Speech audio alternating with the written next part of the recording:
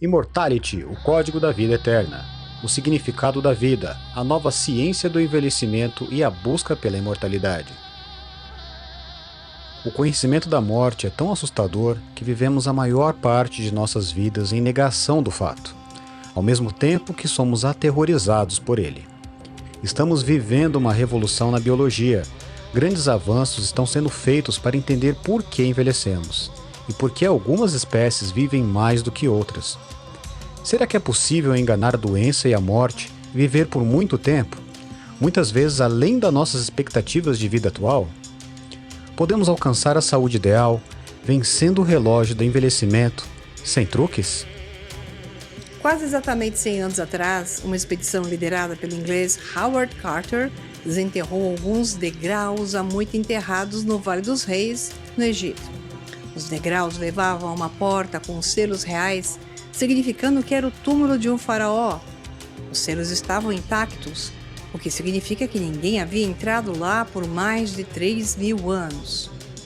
Até Carter, um egiptólogo experiente, ficou impressionado com o que encontrou dentro. O jovem faraó mumificado, Tutankhamon, com sua magnífica máscara funerária de ouro na tumba por milênios, com uma riqueza de lindos artefatos ornamentados. Os túmulos haviam sido protegidos e fechados para que meros mortais não pudessem entrar. Os egípcios haviam feito enormes esforços para criar objetos que nunca deveriam ser vistos por outras pessoas. O esplendor do túmulo era parte de um ritual elaborado destinado a transcender a morte, estando desperto na outra vida. Guardando a entrada de uma sala de tesouros, estava uma estátua dourada e preta de Anubis, o deus do submundo com cabeça de chacal, cujo papel é descrito no livro egípcio dos mortos. Um pergaminho do livro era frequentemente colocado no sarcófago do faraó. Podemos ser tentados a pensar nisso como um trabalho religioso, mas era mais um guia de viagem, contendo instruções para navegar pela passagem do submundo para alcançar uma vida após a morte feliz. Era um dos testes finais. Anubis pesa o coração do falecido contra uma pena. Se o coração for considerado mais pesado e impuro, que a pessoa está condenada a um destino horrível. Mas se o examinado for puro, ele entraria em uma bela terra cheia de comida, bebida, sexo e todos os outros prazeres da vida. Os egípcios não eram os únicos em suas crenças quanto a transcender a morte para uma vida eterna. Embora outras culturas humanas possam não ter construído monumentos tão elaborados como estes fizeram, todas elas apresentaram crenças e rituais em torno da morte. É fascinante considerar como nós, humanos, nos tornamos conscientes de nossa mortalidade. O fato de estarmos tão seguros quanto a isso não é uma espécie de acidente, sim exige a evolução de um cérebro capaz de autoconsciência, da percepção de suas ações frente a estados em determinados períodos. Muito provavelmente precisou do desenvolvimento de um certo nível de cognição e da capacidade de generalizar, bem como do desenvolvimento da linguagem para passar essa ideia. Formas de vida inferiores e até mesmo complexas, como plantas, não percebem a morte da mesma forma, pelo menos. Simplesmente ela acontece. Para ajudar a lidar com a mortalidade, gerando esperança, todas as culturas desenvolveram uma combinação de crenças e estratégias que se recusam a reconhecer a morte como tal, um simples fim. O filósofo Stephen Cave argumenta que a busca pela imortalidade impulsionou a civilização humana por séculos. Ele classifica nossas estratégias de enfrentamento em 4 planos. O primeiro, o plano A, é simplesmente tentar viver para sempre ou o maior tempo possível. Se isso falhar, então o plano B é renascer fisicamente depois que você morrer. No plano C, mesmo que nosso corpo decaia e não possa ser ressuscitado, nossa essência continua como uma alma imortal. E finalmente o plano D significa viver através do nosso legado, seja ele consistindo em obras e monumentos ou descendentes biológicos. Então, toda a humanidade sempre incorporou o plano A em suas vidas, mas as culturas diferem na medida em que voltam aos outros planos. Na Índia, os hindus e budistas abraçam alegremente o plano C, aquele que eu disse como mesmo que nosso corpo decaia e não possa ser ressuscitado, nossa essência continua como uma alma imortal. Assim, nesse plano C, com a ideia de que cada pessoa, portanto, tem uma alma imortal que vive após a morte, sendo reencarnada em um novo corpo, mesmo em uma espécie completamente diferente. As religiões abraâmicas já são diferentes. O judaísmo, o cristianismo e o islamismo subscrevem os planos B e C. Eles acreditam em uma alma imortal, mas também na ideia de que ressuscitamos fisicamente dos mortos e seremos julgados em algum momento no futuro. Talvez seja por isso que, tradicionalmente, essas religiões insistiam no enterro do corpo intacto e proibiam a cremação. Já algumas culturas, como os antigos egípcios, protegeram suas apostas incorporando os 4 planos em seus sistemas de crenças. Em túmulos grandiosos, eles mumificaram os cadáveres de seus faraós para que pudessem se levantar fisicamente na vida após a morte. Mas eles também acreditavam em uma alma, chamada de Ba, que representa a essência da pessoa que sobrevive à morte.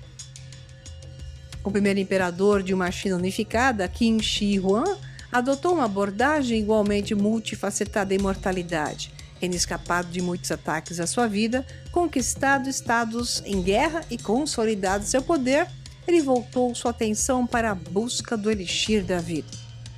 Em uma combinação extrema dos planos B e D, Qin também ordenou a construção de um mausoléu do tamanho de uma cidade só para si mesmo em Xi'an, empregando 700 mil homens no processo.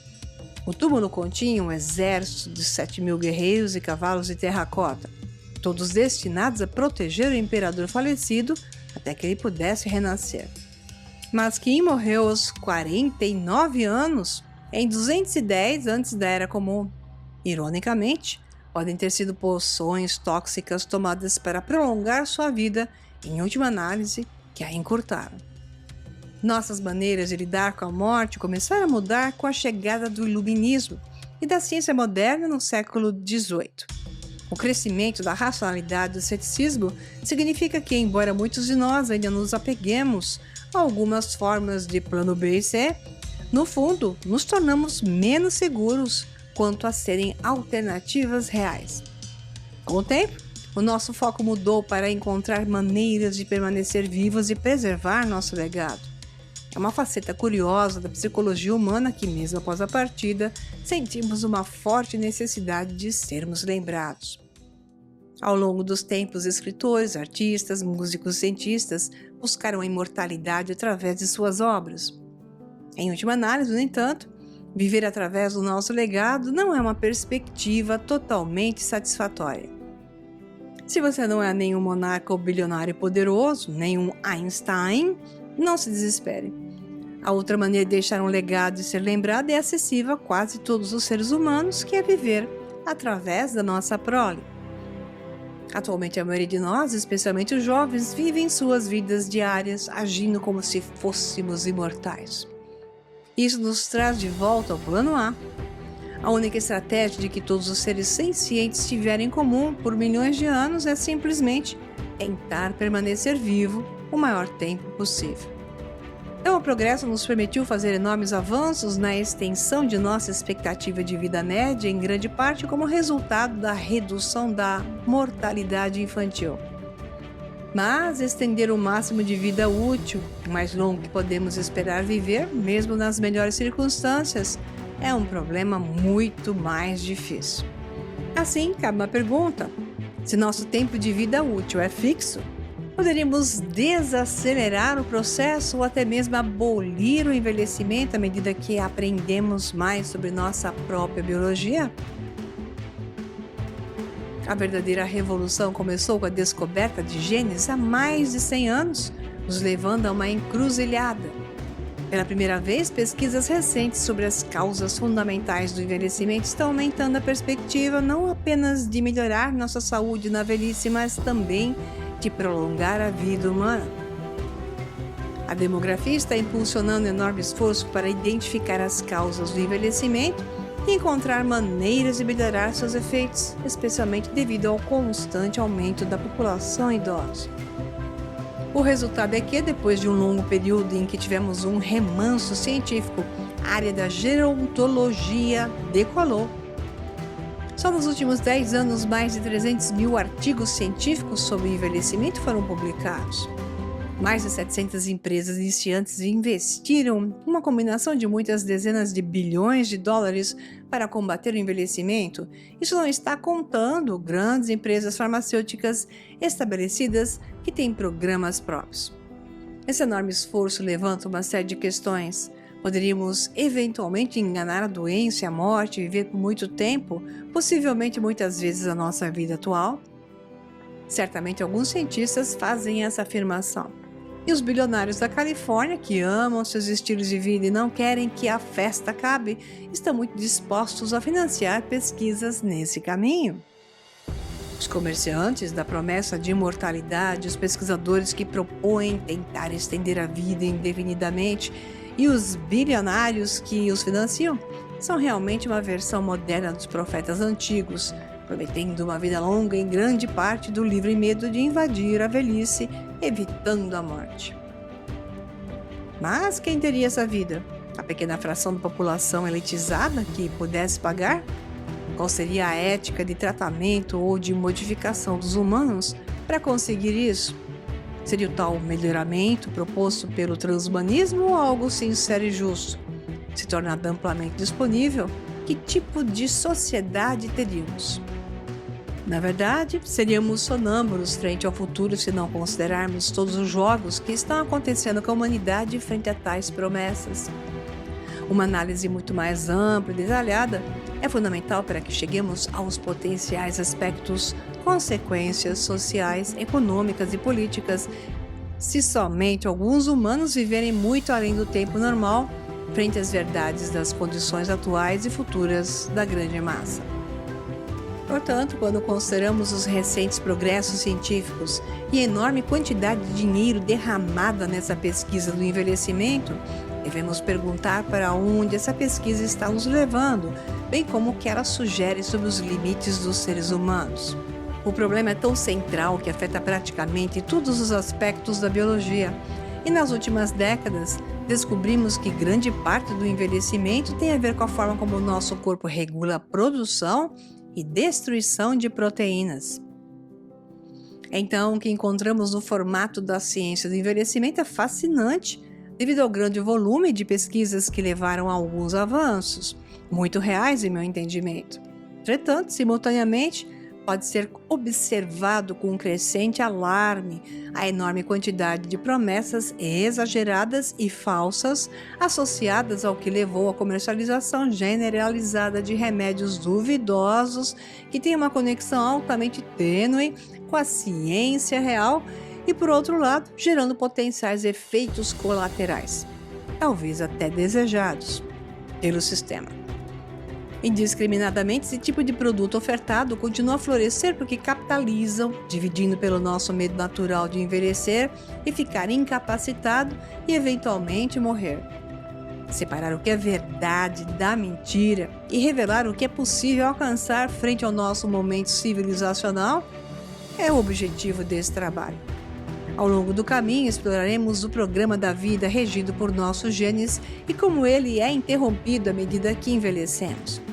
Vamos analisar as consequências dessa ruptura para nossas células e tecidos e, finalmente, para nós mesmos como seres individuais. Examinaremos a fascinante questão de por que, embora todas as criaturas vivas estejam sujeitas às mesmas leis da biologia, algumas espécies vivem muito mais do que até mesmo as intimamente relacionadas e o que isso pode significar para nós, humanos.